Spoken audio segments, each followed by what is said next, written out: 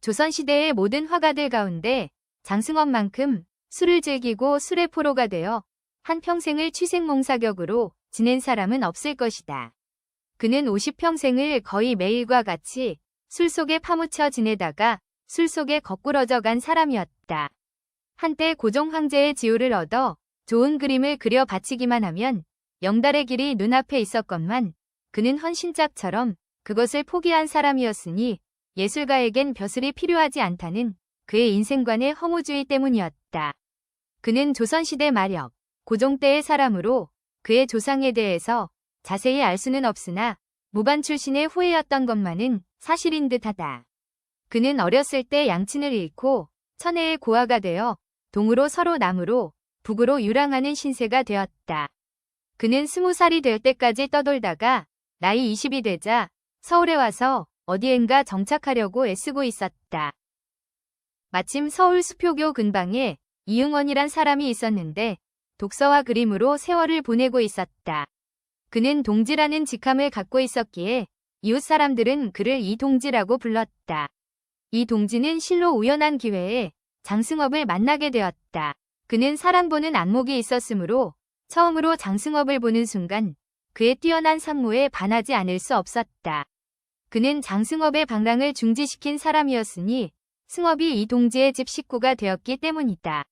나이 20이 되도록 글 한자도 배우지 못했던 승업은 이 동지 집의 이일저일을 보살피면서 그의 아들이 글 배우는 것을 어깨너머로 구경하면서 그를 깨우치게 되었다.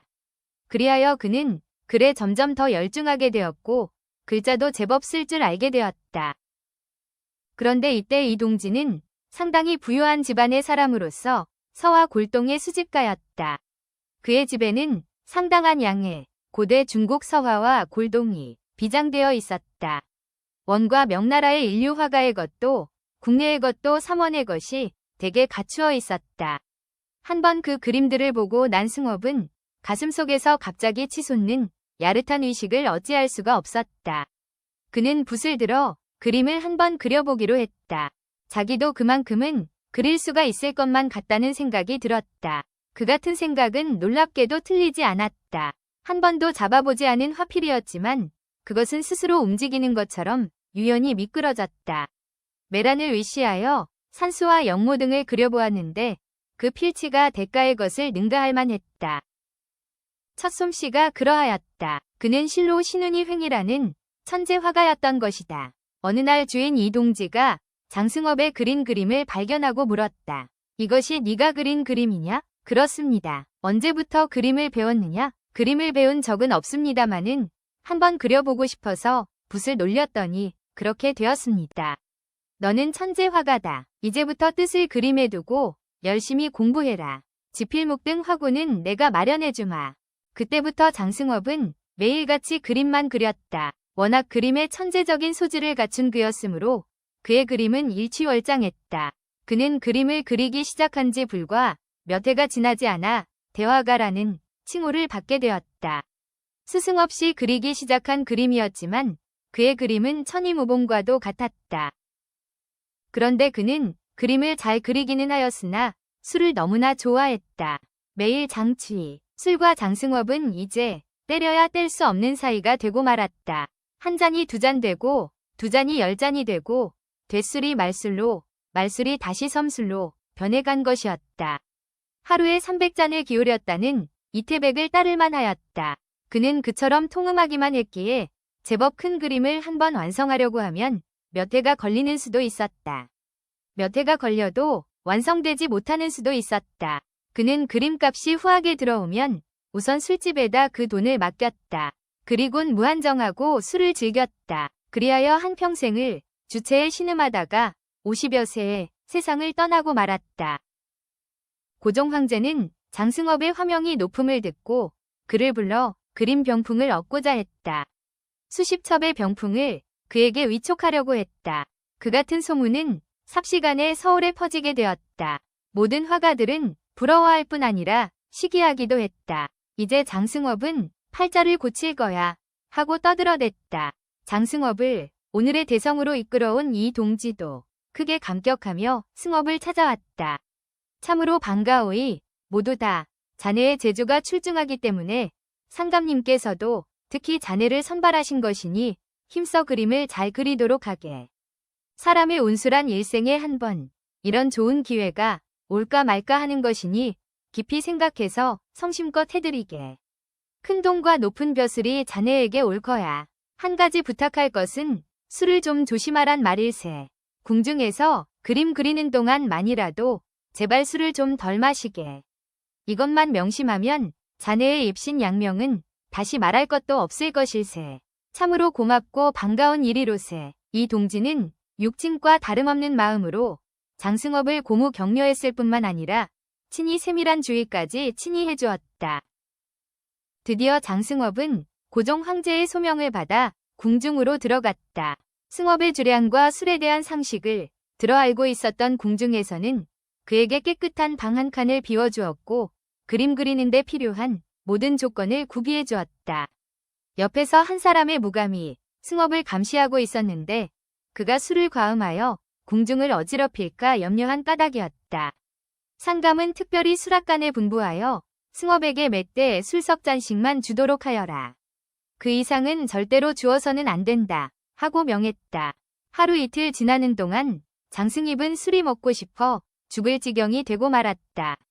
사람은 자기 스스로 먹을 수 있는 자유가 있을 때는 먹으라고 해도 덜 먹는 법이지만 밖으로부터의 압력에 의해 먹지 말라고 강요받게 될 때는 한술 더 떠서 먹고 싶어지는 것이 상정이다. 승업은 이제는 더 이상 참을 수가 없게 되었다. 그는 슬그머니 궁중에서 도망치고 싶다는 생각이 치솟았다. 무슨 핑계를 대고서라도 궁금을 뚫고 탈출하고 싶었다. 한번 잃어버린 행동의 자유는 장승업으로 하여금 번혈증이 나도록 그를 괴롭혔던 셈이다. 한때에 석 잔씩 밖에 주지 않는 적은 술은 감질만 내게 만들 뿐이었다. 이놈의 술을 받아 먹고 있다가는 내가 말라 죽고 말 것이다. 아무리 생각해봐도 여기서 빠져나가야 할 텐데 무슨 핑계를 대야 한단 말인가. 옳지. 채색 도구를 가지러 간다고 하면 되겠구나. 그는 속으로 중얼거렸다. 그날 밤 그는 감시하는 별감을 살살 꿰어 궁 밖으로 도망치고 말았다. 그는 으슥한 술집에 들어가 며칠 동안 먹지 못하던 술을 마음껏 마셨다. 그리고는 만족스러워하며 중얼거렸다. 아, 이제야 내 세상이다. 이렇게 먹어야 해. 그의 창자는 술독으로 변했다. 술독이 창자 속인지 창자 속이 술독인지 승업은 제대로 분간이 되지 않았다. 여러 날을 궁중에서 술에 굶주리던 생각을 하면 기가 막히기만 했다. 그는 궁중에서 나올 때 자기를 감시하던 무예 별감에게 하룻밤만 있다가 들어갈 테니 그리 알라 하고 말했는데 사흘이 지나도 돌아가지 않았다. 때문에 별감뿐이 아니고 황제의 측근자들도 모두 걱정하지 않을 수 없게 되고 말았다. 그러는 중에 상감의 귀에도 장승업이가 없어졌다는 보고가 들어가게 되었다. 고종은 깜짝 놀라며 옆에 있던 김시종에게 물었다. 장승업이가 없어졌다는 것이 사실인가? 네. 사흘 전에 궁궐을 나간 후 아직 돌아오지 않았다고 하옵나이다. 사흘 전에 나갔어? 누가 내 명령 없이 내보냈단 말이냐? 너는 알고 있느냐? 황송하오나 모르옵니다. 그럼 누가 알지? 승업의 방을 지키고 있던 별감은 알고 있을 것이옵니다. 고종은 별감을 불러다가 장승업이 궁중에서 빠져나간 전말에 대해서 들었다. 그 사람이 그림 그리는데 필요한 채색 도구를 가지러 간다면서 사흘 전에 나갔었는데 아직까지 돌아오지 않고 있사옵니다. 고종은 녹이 띤 음성으로 말했다. 알겠다. 그놈이 술을 먹고 싶어서 도망한 모양이다. 당장 포청에 연락하여 잡아오도록 해라. 김시종은 곧 포청에 연락하여 장승업을 잡아올리도록 했다. 그러나 그는 쉽사리 잡히지 않았다. 잡힐 것을 염려하여 깊숙한 주모의 집에 숨어 밤낮을 가리지 않고 술을 마시고 있었기 때문이다. 하지만 포교들은 임금의 지엄한 분부를 받았는지라 서울 장안을 샅샅이 뒤져서 드디어 그를 포박했는데 그는 잡힐 때에도 술이 만취되어 동서를 분별치 못했다. 그는 인치되어 궁중의 기처소로 돌아왔는데 하도 억벽으로 취해 있었기에 그는 자기가 지금 어디에 누웠는지도 모르고 있었다. 차차 술이 깨면서 갈증이 심해진 그는 이봐, 주모, 물 좀 주시오 하고 고함쳤다. 옆방에서 그를 엄중 감시하고 있던 별감은 혀를 차면서 말을 걸었다. 이제 정신이 좀 나시오? 그러나 장승업은 그때까지도 그 방이 술집 방인 줄만 알고 있었다. 주모 마님, 어서 냉수 좀 달라니까요. 아이고 목말라 죽겠네. 별감은 껄껄거리고 웃었다. 여보시오, 여기가 어딘 줄 아시오? 아직도 술이 덜 깬 모양입니다 그려. 여기는 대궐이요. 대궐. 장승업은 그제서야 정신이 번쩍 나는 모양으로 사방을 휘휘 둘러보았다. 과연 주모의 방이 아니고 그림 그리던 궁성 안의 방인 것이 분명했다. 아무 데건 물이나 좀 갖다 주시오. 별감은 물 한 사발을 떠다 주면서 말했다. 여보 장서방, 술 좀 그만 자시고 그림을 그리시오. 상감께서 대단히 노하셔서 포청에 가두라는 것을 가까스로 이곳에 모셨소. 그림만 잘 그리시면 모든 것이 해결될 뿐 아니라 큰 돈과 벼슬이 생길 텐데 도대체 왜 그러시오? 정신 좀 차려요. 장승업이 눈을 멀거니 뜨면서 대답했다. 나는 술만 있으면 그만이요. 돈도 싫고 벼슬도 싫소. 유주강산이면 그만이요. 술 없으면 지옥이요. 술만 있으면 극락이요. 별감은 계속해서 승업에게 뭐라고 말할 수가 없었다. 그날부터 승업은 한때에 석 잔씩 주는 술을 먹으며 그림을 그렸으나 생각은 그림에 있는 것이 아니었다. 하루바삐 탈출하여 그 맛있는 술을 또 마음껏 먹어야겠다는 생각만 하고 있었다. 아무리 생각해도 그는 구중궁궐 밖으로 도망할 수가 없었다. 생각을 계속하던 그는 결국 도포와 갓을 벗어버리고 홍곤이 잠자는 별감의 옷을 훔쳐 갈아입었다. 그는 다소 가슴이 떨렸으나 캄캄한 금은밤이었는지라 별로 큰 지장이 없이 두 번째 탈출에 성공했다. 남들은 모두 부러워하고 선망하는 위치에 있었지만 영달과 부귀를 헌신짝처럼 여기는 그에게 있어서는 그것이 싫기만 했다. 그는 다시 그리운 이미 품속과도 같은 술집으로 들어가서 처박혔다. 술을 다시 마시게 되자 흥겨운 노래가 저절로 흘러나왔다. 고종 황제는 승업이 두 번째로 궁성을 탈출했다는 보고를 듣고는 노기를 참을 수 없어 그놈을 즉각으로 포박하여 투옥하라고 명령하였다. 그때 마침 고종 황제의 옆에서 상감을 모시고 있던 충정공 민영환이 이를 목도하였다. 장승업의 목숨이 경각에 달린 것을 알고 또 승업이라는 위인에 대해서 잘 알고 있었던 민영환은 곧 고종께 말했다. 장승업이 무엄하게도 상감마마의 분부를 저버린 죄는 100번 죽어도 모자랄 것이오나 그는 본시 사람됨이 천성적으로 호주방탕하여 그럴 뿐이 없지 일부러 성의에 거스르려고 그렇게 한 것은 아니라고 생각하옵니다. 그러하오니 한 번만 용서하여 주시고 승업을 소인의 집에 두어주시면 하명하옵신 그림을 끝내도록 조처 감독하겠사오니 통촉하시옵기 바라옵나이다. 고종도 그의 주벽은 무관해하라고 생각하고 있었기에 그렇게 하라고 윤허했다.